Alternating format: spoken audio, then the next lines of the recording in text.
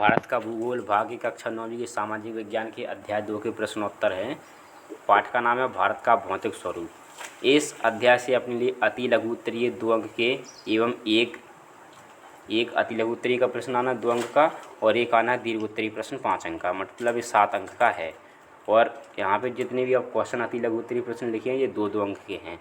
पहला प्रश्न है भारतीय मरुस्थल के बारे में लिखिए। तो अपने जो भारत का मरुस्थल है इसके बारे में बताना है, तो इसके बारे में लिखेंगे नंबर 1 पे। यह है अरावली पर्वत के पश्चिमी किनारे पर स्थित है। अपना जो भारत का मरुस्थल है यह अरावली पर्वत के पश्चिमी किनारे पर स्थित है, मतलब ये राजस्थान में है। दूसरा है 150 सेंटीमीटर से कम वर्षा होती है।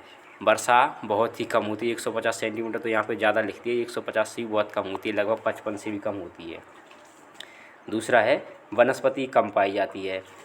रेगिस्तान है तो रेगिस्तान में वनस्पति होगी ही नहीं, ये तो आम बात है। प्रश्न दूसरा है भारतीय भू आकृति विभागों के नाम लिखने हैं। आपने जो भारत की भू आकृति है इसके विभागों के नाम लिखने हैं। तो भारत के भौतिक विभाग निम्न प्रकार हैं।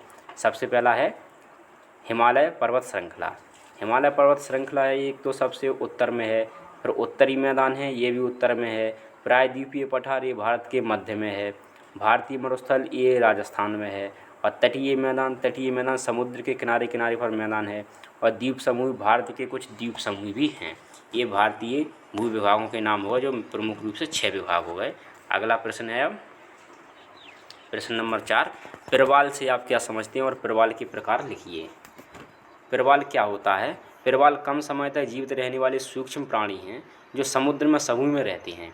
ये प्रवाल होते हैं, ये कम समय तक जीवित रहने वाले सूक्ष्म प्राणी होते हैं जो समुद्र में समूह में रहते हैं। और प्रवाल के प्रकार होते हैं 3। पहला होता है प्रवाल रोधिका, दूसरा होता है तटीय प्रवाल भित्ति और तीसरा होता है प्रवाल वलय। प्रश्न नंबर 4 है हिमालय पर्वत के अंतर्गत महान हिमालय को समझाइए। मतलब अपना हिमालय है, इसके कुछ विभाग किए गए, उसमें से महान हिमालय के बारे में बताना है। तो महान हिमालय के बारे में है हिमालय पर्वत की सबसे उत्तरी भाग की पर्वत श्रेणियाँ महा हिमालय कहलाती हैं। हिमालय की जो सबसे उत्तर की श्रेणियाँ हैं सबसे ऊंची, उनको कहते हैं महा हिमालय। इसकी औसत ऊंचाई 6000 मीटर के लगभग है, ये औसत ऊंचाई दी है। और इसमें हिमालय के प्रमुख शिखर स्थित हैं, मतलब जितने भी बड़े बड़े हिमालय के ऊंचे शिखर हैं वो सभी महान हिमालय में स्थित हैं। प्रश्न नंबर 5 है बांगर एवं खादर से आप क्या समझते हैं। ये क्वेश्चन बहुत इंपॉर्टेंट है, पुराने कोर्स में भी था, इसमें भी, और अंतर भी पूछते हैं 5 अंक में। प्रश्न है बांगर एवं खादर से आप क्या समझते हैं। उत्तर में लिखें बांगर पुराने जलोढ़ अवसादों से निर्मित उच्च आकार के भूस्थल को बांगर कहते हैं। ऊंचाई के कारण बाढ़ का जल यहाँ तक नहीं पहुँचता है। फिर है खादर, बाढ़ की नवीन जलोढ़ मिट्टी से निर्मित निचले मैदानों को खादर कहते हैं। यह संपूर्ण भाग बाढ़ का मैदान है। और तीसरा है दक्कन के पठार का संक्षिप्त वर्णन कीजिए। ये प्रश्न अगला है, मतलब ये इसमें प्रिंट होना था 6वीं में, वहाँ पर ऊपर से गलती से प्रिंट हो गया। प्रश्न नंबर 6 है दक्कन के पठार का वर्णन कीजिए। उत्तर में लिखेंगे दक्कन का पठार है क्या। ये दक्षिण का पठार एक त्रिभुजाकार भूभाग है। यहाँ सतपुड़ा, महादेव, कैमूर और मैकल की पर्वत श्रृंखला है। इस पठार का ढाल पश्चिम में ऊंचा और पूर्व में कम ढाल वाला है। इसे स्थानीय रूप से मेघालय, कार्बी एंगलोंग पठार एवं उत्तर कचार पहाड़ी के नाम से जाना जाता है। दक्षिण के पठार के पूर्व में पूर्वी घाट एवं पश्चिम में पश्चिमी घाट हैं। ये अब दीर्घोत्तरीय प्रश्न है। दीर्घोत्तरीय प्रश्न में हमें प्रत्येक प्रश्न के लिए 5 अंक मिलेंगे। भाबर और तराई प्रदेश का वर्णन कीजिए। भाबर और तराई प्रदेश का वर्णन हमें करना है। भाबर क्या होता है। उत्तर में लिखा भाबर हिमालय की नदियाँ पर्वतों के नीचे उतरते समय शिवालिक की ढाल पर 8 से 16 किलोमीटर की चौड़ी पट्टी में गुटिका यानी कंकड़ पत्थर का निक्षेप करती हैं, इसे कहते हैं भाबर। इस पट्टी में सरिताएं विलुप्त हो जाती हैं। सरिताएं मतलब छोटी छोटी नदियाँ इसमें विलुप्त हो जाती हैं। फिर है तराई। तराई क्या होता है। भाबर की पट्टी के दक्षिण में सरिताएं पुनः निकल आती हैं। यहाँ नम तथा दलदली क्षेत्र का निर्माण करती हैं। प्रदेश को तराई प्रदेश कहते हैं। तराई प्रदेश मतलब जहाँ पे मिट्टी, ये बालू मिट्टी जुड़ जाती है, वहाँ पे सरिताएं छोटी छोटी नदियाँ विलुप्त हो जाती हैं। और जहाँ पर ये फिर से प्रकट हो जाती हैं, वो पानी कहीं जाता नहीं है और आगे बढ़ जाता है। बढ़ने पर जहाँ पे निकल आता है उसको तराई कहते हैं। प्रश्न दूसरा है पूर्वी मैदान एवं पश्चिमी तटीय मैदान में अंतर लिखिए। ये अंतर महत्वपूर्ण है। पूर्वी तटीय मैदान और पश्चिमी तटीय मैदान दोनों में कुछ अंतर है। पूर्वी तटीय मैदान बंगाल की खाड़ी के साथ विस्तृत मैदान चौड़ा और समतल है। ये मैदान चौड़ा और समतल है। और पश्चिमी घाट के साथ समुद्र के किनारे संकीर्ण मैदान है। जो अपना पश्चिमी भाग है इसमें कम सकरा मैदान है, इसलिए यहाँ पे इसको संकीर्ण मैदान कहते हैं।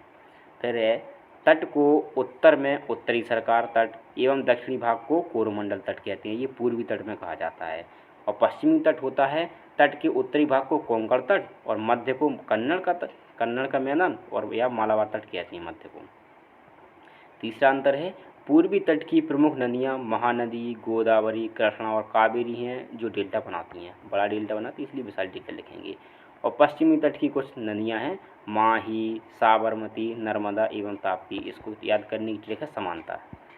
भारत को कितने भौतिक विभागों में बांटा गया, किसी का वर्णन कीजिए, प्रश्न नंबर 3 है।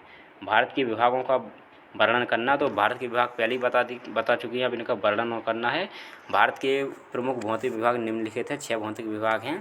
पहला है हिमालय पर्वत श्रृंखला, दूसरा है उत्तरी मैदान, तीसरा है प्रायद्वीपीय पठार, चौथा है भारतीय मरुस्थल, पाँचवा तटीय मैदान, छठवा है द्वीप समूह। हिमालय पर्वत है, अब भारत उत्तरी सीमा पर विस्तृत हिमालय पर्वत है। ये पर्वत श्रृंखलाएँ पश्चिम पूर्व दिशा में सिंधु से लेकर ब्रह्मपुत्र तक फैले हैं। यह विश्व की सबसे ऊंची पर्वत श्रृंखलाएँ है। यह अर्धवृत्त में 2400 किलोमीटर की लंबाई में फैले हैं। इसकी औसत ऊंचाई 6000 मीटर है। इस पर्वत श्रृंखला के कुछ महत्वपूर्ण घाटियाँ देहरादून, कोटलीदून एवं पाटलीदून हैं। पूर्वांचल में पटकोई, नागा, मिजो तथा मणिपुर पहाड़ियाँ हैं। हमारे चैनल साइंस हिंदी मैथमेटिक्स को लाइक कर लेना, शेयर करना और सब्सक्राइब करना। इसके बाद अगला प्रश्न है, आखिरी प्रश्न है इस पाठ का, प्रश्न 4 है, संक्षिप्त विवरण दीजिए। इनका विवरण देना था कुछ चीज़ों का भारतीय तटवर्ती क्षेत्र का। तो इसे देखो, भारतीय तटवर्ती क्षेत्र को 2 भागों में बांटा गया है। एक तो है पश्चिमी तटीय मैदान और एक है पूर्वी तटीय मैदान। अब भारतीय द्वीप समूह में बांटा गया है। तटवर्ती क्षेत्र 2 भाग हो गए। अब द्वीप समूह है, द्वीप समूह को भी 2 भागों में बांटा गया है। एक तो अरब सागर में लक्षद्वीप है और बंगाल की खाड़ी में अंडमान एवं निकोबार द्वीप समूह है। आप हमारे चैनल को साइंस हिंदी मैथमेटिक्स को लाइक, शेयर और सब्सक्राइब कर लेना। धन्यवाद।